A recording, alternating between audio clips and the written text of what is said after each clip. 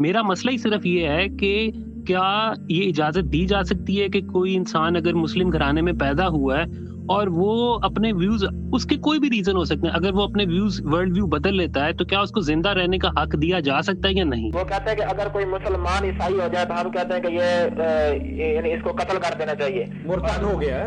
اگر کوئی عیسائی مسلمان ہو جائے تو پھر ہم کہتے ہیں کہ نہیں اس نے بڑا اچھا کیا، یہ تو امتیازی سلوک آپ نے برتا ہے۔ انہوں نے کچھ جدید جو بھی فکر اس وقت دنیا کے اندر ہے اس میں تو یہ ہے کہ آپ کو مذہب کو بدلنے کی آزادی ہونی چاہیے۔ جو ویسٹ ہے وہ ہم پر جو بہت چیزوں میں اعتراض کرتا ہے، ہم سے یہ بھی ہے کہ کوئی عیسائی مسلمان ہو جائے آپ اسے سینے سے لگاتے ہیں، کوئی مسلمان عیسائی ہو جائے تو آپ اس کے قتل کے در پہ ہو جاتے ہیں۔ پھر ان میں یہ بھی ہے آزادی اظہار، جو چاہیں کہیں۔ دیکھو ہمارے ہاں جسے ہم خدا کا بیٹا کہتے ہیں اسے باسٹرڈ کہتے ہیں یہودی، ہم تو انہیں کچھ نہیں کہتے، ان کی آزادی ہے، اظہار رائے، آزادی خیال، آزادی رائے، آزادی اظہار رائے۔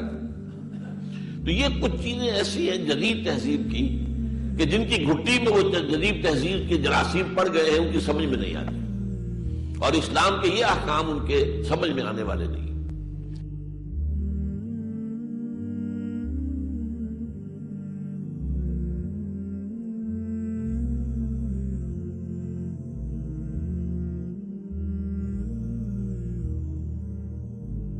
اس کے لیے بھی اصل میں جو سبب ہے وہ تورات سے ہے، اور وہ یہ ہے کہ جب حضرت موسیٰ علیہ السلام کو اللہ تعالیٰ نے کوہ طور پر بلایا 40 دن کے لیے اور تورات عطا کی، پیچھے سامری نے بچڑا بنا دیا ایک، وہ بچڑا جو ہے جو دھات سے بنایا گیا، سونا چاندی یہ زیورات تھے جو بنی اسرائیل کے پاس وہ جمع کروائے اور انہیں پگھلایا اور اسے بچڑا بنایا، اور وہ ایسا بنایا کہ اس میں سے ہوا گزرتی تھی تو آواز نکلتی تھی جیسے بچڑے کی آواز۔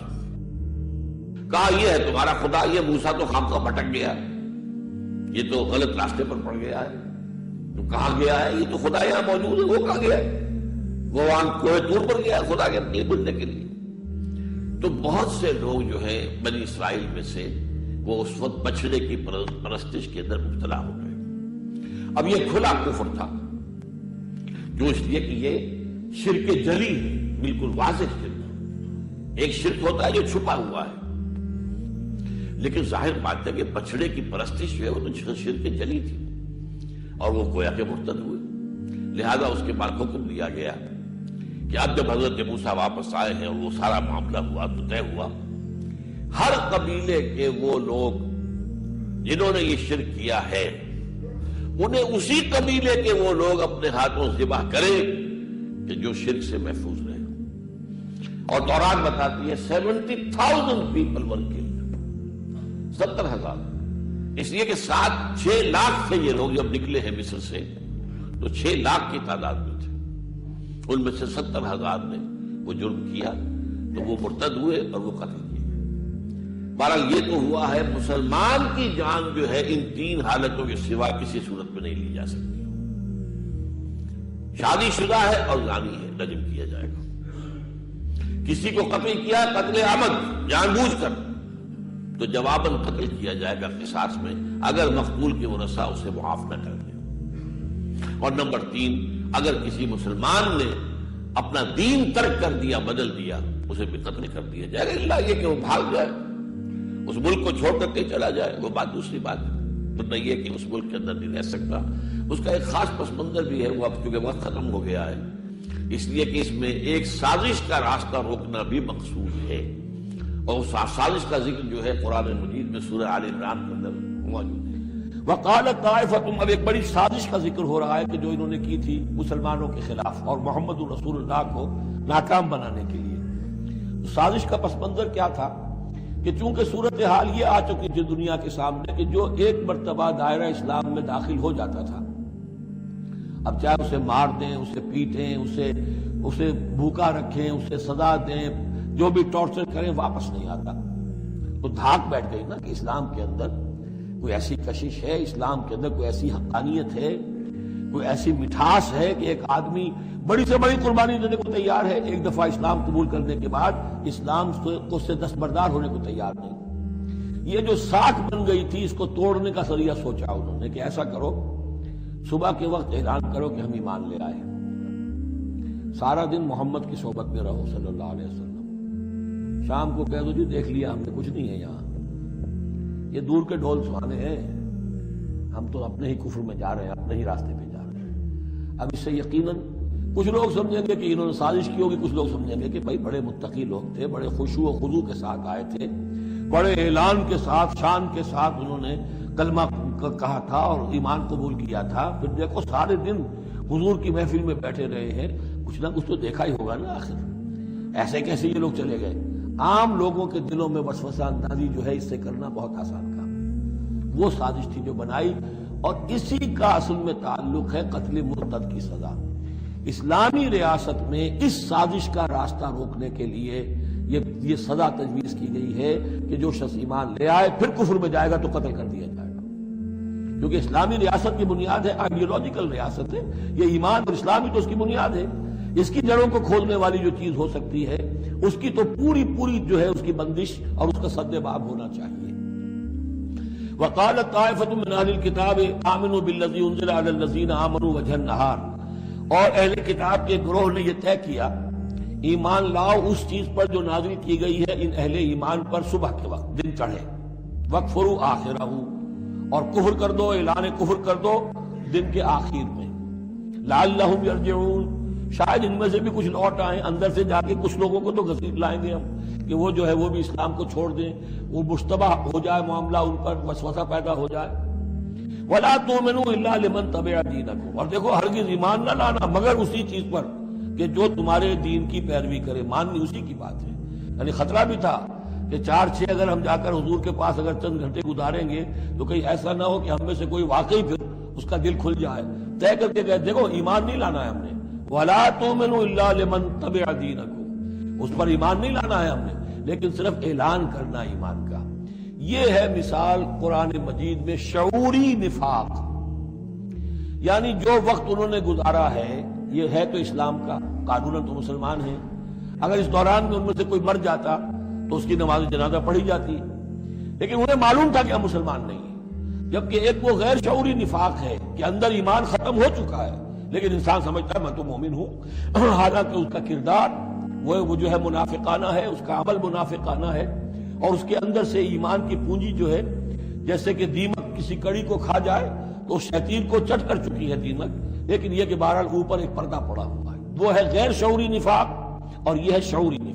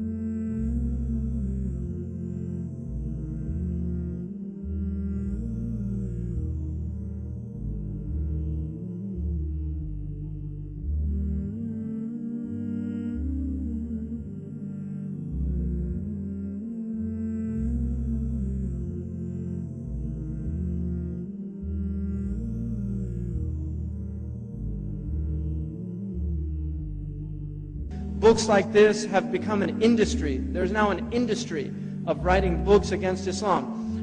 I don't really want to encourage this by even putting the idea out, but one of the quickest ways to become a best-selling author is just to apostate from Islam and write a horrible book about Muslims or Islam. And suddenly you're on all these talk shows and you become an expert on Islam. I mean, there's people now that are experts on Islam because they wrote a book and they know nothing about Islam. They've never studied. They don't have any background. But this is the condition we're in.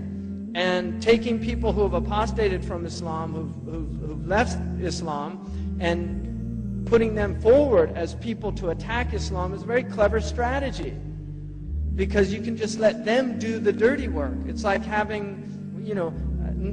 the Conservative Party loves nothing better than African American conservatives, right? Because traditionally the African American was a completely Democratic caucus. Now you're getting African American conservatives, and the Democratic Party really likes to put them forward. So, and that's because, well, you see, I mean, the party, we're inclusive, we're a party of the people, etc., etc. So it's very good to use people that create this pattern disruption. Oh, well, if these Muslims don't even like their religion, that must be a bad religion. You see, and that's what they do. So the most recent one is this poor Syrian lady who's come out and attacked Islam.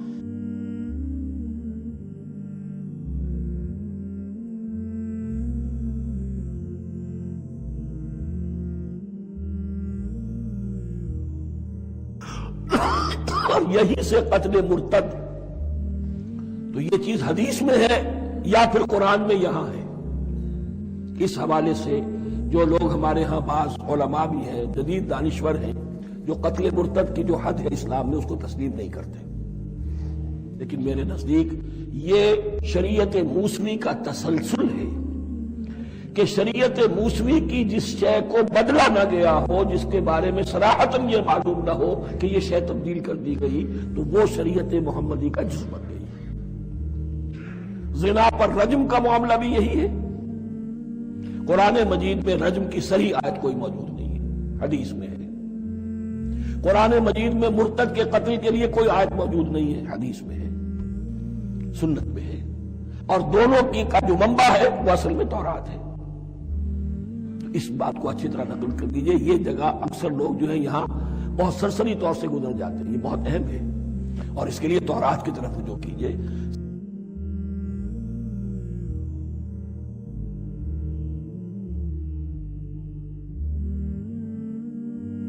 So isn't this a sort of compulsion? Before I give the answer, I would like to mention that every country has its own law, its rules and regulation. And most of the countries, one of the highest punishments is for treason. For example, if a person is working in the army and if he leaks the important thing of the country, all the vital points and the information to the enemy, it is called as treason. Most of the countries, if anyone does treason, sells the important blueprints and documents of the country to the enemy, many of the countries it is death penalty, many of the countries have life imprisonment. So now if I tell that what kind of a country is this, in where I am compelled by the country not to do certain things, what is wrong is wrong. So here also, if a Muslim becomes a non-Muslim, it's only in the Islamic state of law if that Muslim who becomes a murtad and then propagates his new faith and deceives the people, that's the time this penalty is put. For example, if in a school, if I appoint a teacher, mathematics teacher, she is teaching 2 plus 2 is equal to 4, then tomorrow she teaches 2 plus 2 is equal to 5. So but naturally I won't keep her in my school. The same way, the punishment for such a murtad in the Islamic state, it is death. This will not be called as compulsion. It will be a person who has strayed away from the truth to the falsehood. But as far as making anyone accept Islam, no Muslim can force any non-Muslim to accept Islam at the point of the sword or at the point of the gun. What we have to do is we have to convey the message. If you like it, you accept it. If you don't like it, no problem. Our job is to convey the message. It's mentioned in the Quran, Surah Ghashiyah, chapter number 88. فَذَكِّرْ نَمَّا أَنْتَ مُذَكِّرْ. Our job is to deliver the message. We have to deliver the message in the best way, with hikmah and with husna, with most beautiful preaching. Whether the other human being, non-Muslim, accept or not, it is not under our control. We cannot force anyone to accept Islam at the point of the sword, the point of the gun. But that what you're talking is a different case in a state of Islamic law. Like as I gave an example where a person working in army, if he sells the secrets of the country, then the penalty is somewhat similar. Hope that answers the question, brother. Right. Okay.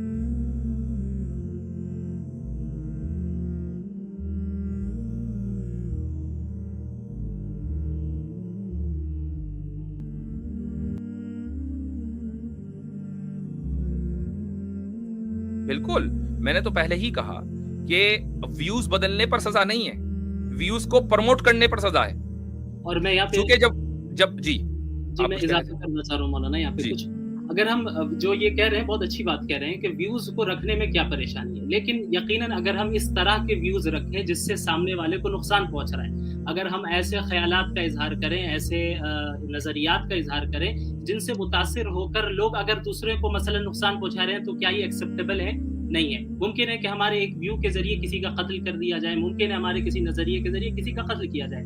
تو نہیں, لیکن اگر کوئی اسلام چھوڑتا ہے تو اس کے view سے بولنے دیجیے, ہم کو بولنے دیجیے, ایک بات مکمل کر لیں. وہ آ نہیں رہا ہوں, مطلب آنے ہی والا ہوں. تو یہ ایسے ویو کو پروموٹ کرنے سے منع کیا جائے گا. کیوں منع کیا جائے گا؟ کیونکہ ایسے ویو کی وجہ سے دوسرے کی جان جا رہی ہے. اور جب ایک انسان اسلام کو چھوڑ دے رہا ہے, تو اسلام کو چھوڑنے کے بعد جب وہ اپنے آپ کے حساب سے ویو, ہمارے نزدیک وہ ویو نہیں ہے, جیسا کہ مولانا نے بتایا کہ خیال اور عقیدے میں فرق ہے, تو وہ جب اسے پروموٹ کر رہا ہے تو اس سے متاثر ہو کر ایک بڑی تعداد بھی دین حق سے پھر سکتی ہے, اور جن کی سزا ہمیشہ ہمیشہ جہنم میں جلنا ہے.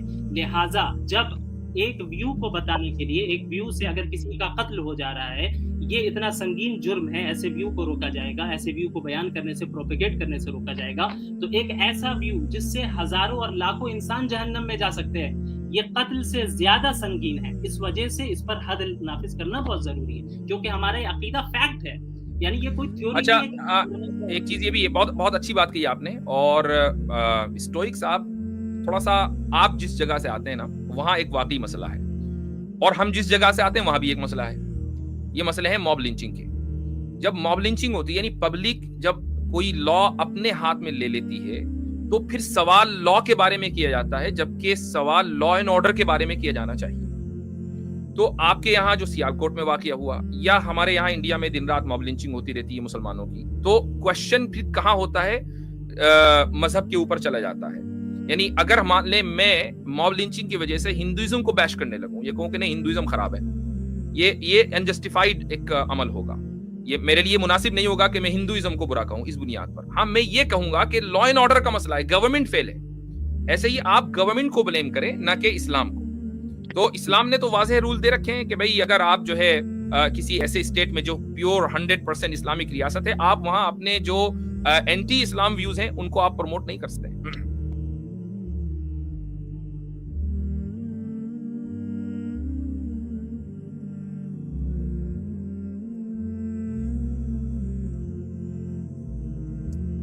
یہ ایک فیکٹ ہے, ہمیں اس کا انکار نہیں کرنا ہے, اور یہ اسلام میں موجود ہے. لیکن یہ بات میں آپ کو بتا دوں کہ یہ کسی انڈیویجول کا حق نہیں ہے, یعنی یہ میرا حق نہیں ہے. اگر میں کسی ایک آدمی کو دیکھوں کہ اس نے اسلام قبول کیا اور اس کے بعد اس نے اسلام کو جو ہے ریناؤنس کر دیا, اب میں جاؤں اور اس کو مار دوں, یہ میرے لیے جائز نہیں ہوگا, یہ انلیگل ہوگا, میرے لیے گناہ کا کام ہے. کسی بھی انسان کے لیے گناہ کا کام ہے. یہ انڈیویجول رائٹ نہیں ہے, بلکہ اسٹیٹ رائٹ ہے, اور اس کا میں پروسیس آپ کو سمجھاتا ہوں. مثال کے طور پر ایک آدمی اسلام قبول کرنے کے بعد, یا وہ بورن مسلم ہے اور وہ مذہب جو ہے وہ چھوڑ دیتا ہے, وہ یہ کہتا ہے بھائی مجھے تو کچھ اور اختیار کرنا ہے, کرسچین بننا ہے یا جو بننا ہے, کچھ بھی بننا ہے. تو ایسا نہیں ہے کہ ایک دم جو ہے اس کو سزا دے دی جائے گی, بلکہ جو پروسیس ہے وہ یہ ہے کہ جب یہ ثابت ہو جائے کہ یہ آدمی اپوسٹیٹ بن چکا ہے, تو اب اس کو 3 دن کی مہلت دی جاتی ہے. 3 دن میں اس کے جو ڈاؤٹس ہیں اسلام کے تعلق سے, وہ اس کو کلیئر کرنے کا موقع دیا جاتا ہے. اور اگر وہ 3 دن میں مطمئن نہ ہو اور اس کے ڈاؤٹس کلیئر نہ ہو, اور یہ ثابت ہو جائے کہ بھئی یہ آدمی اس کو پرابلم اسلام سے نہیں ہے, بلکہ یہ ایک نظام کو, جو ایک اسٹیبلشڈ آرڈر ہے, اس کے خلاف بغاوت کرنا چاہتا ہے, تو اب اس کے اوپر سزائے موت جاری ہوگی, اور یہ اسٹیٹ دے گا. اور یہ سزائے موت صرف مرد کے اوپر جاری ہوگی, عورت کے اوپر جاری نہیں ہوگی. عورت کو سزائے موت نہیں دی جائے گی, یہ فرق ہے. اب آپ کو میں بتاؤں کہ جو ماڈرن لا ہے, اگر مان لیجئے آپ کوئی جرم کرتے ہیں, تو کوئی بھی کسی بھی دنیا کے کسی بھی ملک میں چلے جائیے, اس جرم کے ثابت ہونے کے بعد آپ کو 3 دن تو کیا 3 گھنٹے کی بھی مہلت نہیں دی جاتی. آپ یہ نہیں کہہ سکتے کہ بھائی میں نے جرم تو کر لیا, لیکن میں جو ہوں معافی مانگتا ہوں اور آپ مجھے چھوڑ دو. ایسا کہیں نہیں ہوتا. جرم اگر ثابت ہو گیا تو سزا ملنی ہی ہے ہر حال میں. ٹھیک ہے, تو یہ ایک تو میں آپ کو پروسیس بتایا. اب میں آپ کو تھوڑا سا اور آگے لے کر چلتا ہوں, لیکن اس سے پہلے میں آپ کو 2-3 ملکوں کے قوانین بتانا چاہوں گا. ہمارے ملک میں, انڈیا میں, ایک آئی پی سی سیکشن 124 ہے. آئی پی سی سیکشن 124 جو ہے یہ سیڈیشن لا ہے. ٹھیک ہے. سیڈیشن لا آپ آج کل بہت خبروں میں آ رہا ہے. JNU کے جو اسٹوڈنٹس ہے, کیا نام تھا اس کا, کنیا کمار ہے یا عمر خالد وغیرہ ہے, ان لوگوں کے اوپر جو ہے سیڈیشن چارجز لگے ہوئے ہیں. بھائی کیا ان کا جرم ہے؟ ان کا جرم یہ تھا کہ انہوں نے جو ہے JNU میں ایک زمانے میں 2-3 سال پہلے جو ہے وہ نعرے لگائے تھے کہ ہمیں آزادی چاہیے. تو گویا کہ جو ایک اسٹیبلشڈ آرڈر ہے, یعنی جو ملک ہے, اس کے خلاف انہوں نے بغاوت والے نعرے لگائے تھے, اس لیے ان کے اوپر سیڈیشن چارجز لگا دیے گئے. اب آپ یہ دیکھیے کہ جو سیڈیشن چارجز ہیں اس کی سزا کیا ہے انڈیا میں. انڈیا میں جو اس کی سزا ہے وہ یہ ہے کہ یا تو عمر قید ہوگی, اگر ڈیپینڈ کرتا ہے کہ کس طرح کا سیڈیشن ہے, تو یا تو عمر قید ہوگی یا 3 سال ود جرمانہ, اور یا پھر صرف جرمانہ. یہ تو ہے انڈیا کا لا. اب آئیے آسٹریلیا میں. آسٹریلیا میں ایک جو کرائم ایکٹ 1914 یعنی 1914 میں ان کے یہاں کرائم ایکٹ بنا تھا, اس کے اندر 2005 میں چینجز کیے اس زمانے کے پرائم منسٹر نے, اور اس میں یہ ایکٹ بنا کہ جتنے بھی آرٹسٹ اور رائٹرز ہیں, اگر وہ آسٹریلیا کے اسٹیبلشڈ آرڈر کے خلاف لکھیں گے یا بولیں گے تو ان کو 7 سال کی سزا دی جائے گی. ٹھیک ہے, 7 سال کی سزا. جتنے بھی آرٹسٹ رائٹرز, یہ آسٹریلیا کا قانون تھا جو 2005 میں, 2011 تک کے یہ قانون رہا ہے, پھر اس کے بعد اس کے اندر چینجز آئیں. کینیڈا میں جو سیڈیشن لا ہے وہ یہ ہے کہ اگر آپ اس قانون کے وائلیشن کرتے ہیں تو آپ کو 14 سال کی سزا دی جائے گی. کہاں؟ آسٹریلیا میں 7 سال, کینیڈا میں آپ گئے تو 14 سال. اب آئیے انگلینڈ. انگلینڈ کا سب سے خطرناک قانون میں آپ کو بتاتا ہوں. انگلینڈ میں قانون یہ ہے کہ آپ کو, جب آپ مثلا انگلینڈ گئے اور وہاں جا کر آپ نے رہائش اختیار کر لی اور کچھ سالوں کے بعد آپ کو نیشنلٹی بھی مل گئی, اب آپ برٹش پاسپورٹ ہولڈر ہو گئے, ٹھیک ہے, تو برٹش پاسپورٹ ہولڈر ہونے کا جو پروسیجر ہے نا وہ یہ ہے کہ آپ کو اوتھ لینی پڑے گی. اوتھ میں آپ یہ کہیں گے بھائی جو کوئین ہے یا جو کنگ اگر آگے چل کر آئے گا یا اس سے پہلے جو کنگ تھا, تو میں اس کے ساتھ لائلٹی کی قسم کھاتا ہوں کہ میں اس کے ساتھ لائل رہوں گا. اب جب آپ نے لائلٹی کی قسم کھا لی تو آپ برٹش لا جو ہے وہ آپ کے اوپر اپلائی ہوگا. اب قانون یہ ہے, اور میں قانون آپ کو پڑھ کر سناتا ہوں, بہت دلچسپ ہے, اور یہ جو ہے کوئی بھی پڑھ سکتا ہے, ویکیپیڈیا کے اوپر پورا قانون موجود ہے. اس کی جو عبارت ہے وہ یہ ہے, جو ٹیکسٹ ہے وہ یہ ہے کہ a seditious intention is an intention to bring into hatred or contempt or to excite dissatisfaction against the person of His Majesty, his heir or successors, or the government and constitution of the United Kingdom as by law established, or either House of Parliament or the administration of justice, or to excite His Majesty's subjects to attempt otherwise than by lawful means the alteration of any matter in church or state by law established. کیا مطلب ہوا اس کا؟ اس کا مطلب یہ ہے کہ اگر آپ انگلینڈ میں ہیں اور انگلینڈ کے قانون کو فالو کرتے ہیں تو آپ, ایک لفظ استعمال ہوتا ہے ڈسفیکیشن. ڈسفیکیشن کا مطلب یہ ہے بے اطمینانی کا اظہار. آپ کوئین کے خلاف بے اطمینانی کا اظہار نہیں کر سکتے, نفرت کا اظہار نہیں کر سکتے, ڈس لائلٹی نہیں کر سکتے. چلو یہ تو کوئین کا مسئلہ ہو گیا. کوئین کے جو وارث ہیں ان کے خلاف بھی آپ یہ کام نہیں کر سکتے. چلو بھائی کوئین کے وارث کے خلاف بھی نہیں کریں گے. آپ پارلیمنٹ کے خلاف بھی نہیں کر سکتے. آپ انگلینڈ کے کانسٹیٹیوشن کے خلاف بھی نہیں کر سکتے. چلو بھائی نہیں کریں گے. آپ انگلینڈ کے چرچ کے خلاف بھی نہیں کر سکتے.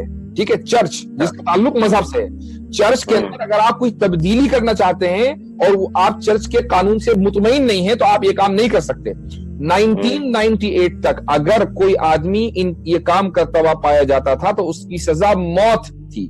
اس کی سزا کیا تھی؟ Death penalty. 1998 تک, ٹھیک ہے. 98 کے بعد آج تک اب جو سزا ہے وہ موت نہیں ہے, موت انہوں نے ختم کر دی موت کی سزا, لیکن سزائے عمر قید آج بھی ہو سکتی ہے. ٹھیک ہے. اب اسلام میں جہاں اسلامی ممالک ہیں, میں نے پہلے ہی بتایا کہ اگر کوئی آدمی مرتد ہوتا ہے تو مرتد ہونے کوئی آدمی انڈیویجول جو ہے اس کو سزا نہیں دے سکتا مرتد کو یا کسی بھی مجرم کو, بلکہ یہ اسٹیٹ کا رائٹ ہے. اسٹیٹ کا رائٹ کیوں ہے؟ چونکہ یہ سیڈیشن میں آ جاتا ہے. جب آپ ایک آدمی جو ہے اسلام قبول کرتا ہے تو اسلام قبول کر کے گویا کہ وہ یہ کہہ رہا ہے کہ میں اسلام سے لائل رہوں گا, میں جو اس اسٹیٹ کا جو مذہب ہے, جو اسٹیبلشڈ آرڈر ہے, میں اس کے ساتھ لائل رہوں گا. لیکن اس کو بدلتا ہے اور دوسرے مذہب کو اختیار کر لیتا ہے تو گویا کہ وہ ڈس لائلٹی کا اظہار کر رہا ہے. تو بھائی آپ ڈس لائلٹی کا اظہار کوئین سے کریں تو آپ کی گردن نپ جائے, اور آپ ایک مذہب سے کریں تو آپ کو اعتراض ہو. یہ تو عجیب و غریب بات ہے. اور آپ ڈس لائلٹی کا اظہار جو ہے انڈیا میں کریں تو عمر قید, डिसलॉयल्टी का इजहार करें ऑस्ट्रेलिया में तो 7 साल, कनाडा में करें तो 14 साल। तो ये जो लोगों के दरमियान जो असल में जहालत है, लोग समझते नहीं है कि कोई चीज अगर इस्लाम में है तो उसकी क्या लॉजिक है, उसकी वजह है, उसकी एक वजह और है, मैं उसके बाद अपनी बात खत्म करूंगा। देखिए होता यह है कि हमने मजहब को एक राय समझ लिया। हम ये समझते हैं कि भाई मजहब को फॉलो करना मेरी जो है वो एक ऐसा है जैसे मैंने कोई राय दे दी, और जब मैं राय अपनी दे सकता हूं तो मैं राय बदल भी सकता हूं। आज मेरी राय कुछ है, कल मेरी राय दूसरी हो सकती है, हालांकि ये गलत है। मजहब जो है वो कोई ऐसा नहीं है जैसे आपने कोई राय दे दी, बल्कि मजहब जो है वो एक इस्टेब्लिश्ड ऑर्डर है, और एक इस्टेब्लिश्ड ऑर्डर को बदलना कानूनन जुर्म है और हर मुल्क में जुर्म है। इंडिया में भी जुर्म है, वो पाकिस्तान में भी जुर्म है, वो कनाडा में भी जुर्म है। इसी तरीके से जितने भी इस्लामी मुल्क हैं, चाहे वो सऊदी हो या दूसरे भी 2-3 मुस्लिम कंट्रीज हैं जहां पर अपोस्टेसी की जो सजा है वो सजाए मौत है। ये इसीलिए है चूंकि जो लोग अपोस्टेसी करते हैं, जो लोग मुर्तद हो जाते हैं, वो दरअसल इस्टेब्लिश्ड ऑर्डर के खिलाफ बगावत कर रहे हैं। अब मैं आपको लास्ट पॉइंट बताता हूं। मिसाल के तौर पर सऊदी अरब में अगर वहां लॉ एंड ऑर्डर की सिचुएशन अच्छी है, मुझे नहीं मालूम वहां कैसी सिचुएशन है, लेकिन अगर लॉ एंड ऑर्डर की सिचुएशन अच्छी है, मसलन सऊदी अरब में कोई आदमी मुर्तद हुआ तो बाई लॉ, इस्लामिक लॉ, उसको 3 दिन की मोहलत दी जाएगी। ठीक है, उससे कहा जाएगा कि भाई अपने जो डाउट्स हैं वो क्लियर कर लो। अगर उसने डाउट्स अपने क्लियर कर लिए और वाकई बाद में दोबारा वो मुसलमान हो गया, लॉयल्टी उसने एस्टेब्लिश कर लिया, अब उसके ऊपर कोई सजा नहीं है, वो उसी तरीके से रिस्पेक्टफुल जिंदगी जिएगा जिस तरीके से एक आम सिटीजन जीता है। लेकिन अगर वही आदमी इंग्लैंड 1998 से पहले इंग्लैंड जाता और वहां जाकर वो क्वीन की मसलन बेइज्जती कर देता, डिसलॉयल्टी कर देता, तो अब उसको 3 दिन नहीं 3 घंटे भी नहीं मिलते। अगर ये साबित हो जाता कि इसने जुर्म किया है तो उसको सजाए मौत होनी थी। तो ये बड़ा डिफरेंस है।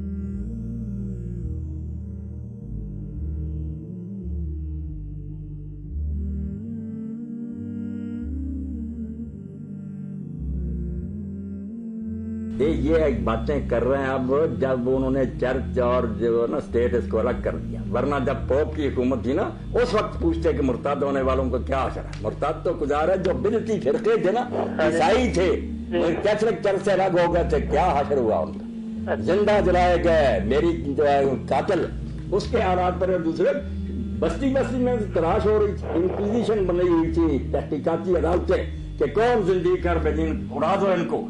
ये हम पर तो तान करके हमने तो ऐसा कभी नहीं किया।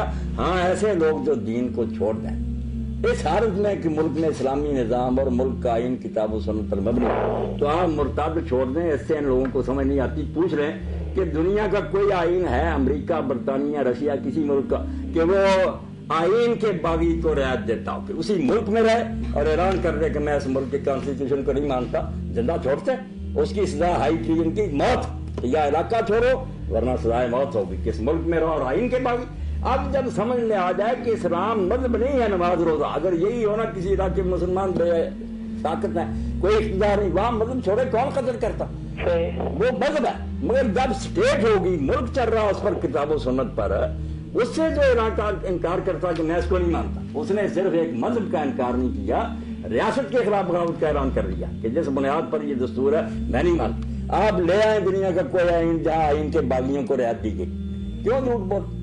वह इस्लामी हुकूमत में किताब सुन्नत अलग नहीं होते, मुल्क का आइन होता, और उसके मुताबिक तो सच्ची बात मैं कह दूं, क्रिश्चियन दोस्त लाए मेरे पास जो मर्जी, ये जो हमारे चीफ जस्टिस बन जाते हैं या असम्बलियों में जाते हैं, सब गलत करते हैं, ये मुनाफिक है। अगर आप अपने अकीदे में सच्चे, क्यों ऐसे असम्बली में जाते हैं जहाँ हलफ उठाना पड़ता कि कुरान और सुन्नत के मुताबिक हम इस मुल्क को चलाएंगे, ये भी झूठे हैं, और जो इनको ले जाते वो भी बेईमान है। इसीलिए तो इस्लाम एक चपरासी की इजाजत नहीं देता कि इस्लामी रियासत एक नजरियाती रियासत। रशिया में कोई जो आदमी कम्युनिस्ट ना हो वो मुलाजमत कर सकता नहीं, मुल्क एक नजरिए पर चल रहा।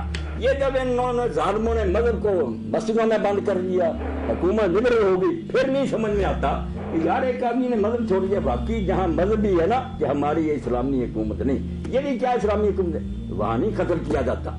जहाँ सही इस्लामी हुकूमत हो, किताब और सुन्नत मुल्क का आइन हो, वहां जो कहता मैंने इसका इनकार कर दिया, वो मजहब की नहीं सिर्फ बाजता, मुल्क की जो बुनियाद है आइन उसको रो। मुर्तद की इस्लामी कानून में अगर मिल जाए तो आपको लेनी चाहिए मौलाना अबुल उलमा मौदूदी रहमतुल्लाह अलैह की, और मौलाना शबीर अहमद उस्मानी रहमतुल्लाह अलैह का रिसाला शहाब लेना चाहिए, मुफ्ती मोहम्मद तकी रहमतुल्लाह अलैह, मुफ्ती मोहम्मद शफी रहमतुल्लाह अलैह की जो है उनकी किताब जवाहिरुल फिक़ह اس میں انہوں نے ایک رسالہ لکھا, پڑھے پھر پتا چلے گا کہ ہمیں معذرت کرنے کی ضرورت نہیں. جب ملک کا یہ حکمران ہوتا ہے نا آئین, پھر جیسے آئین کے باغیوں کو کوئی دنیا نہیں چھوڑتی, ہم نہیں چھوڑیں گے. یہ موقع دے گا جانا تو دوسرے ملک میں چلے جاؤ, یہاں نہیں رہ سکتے تو.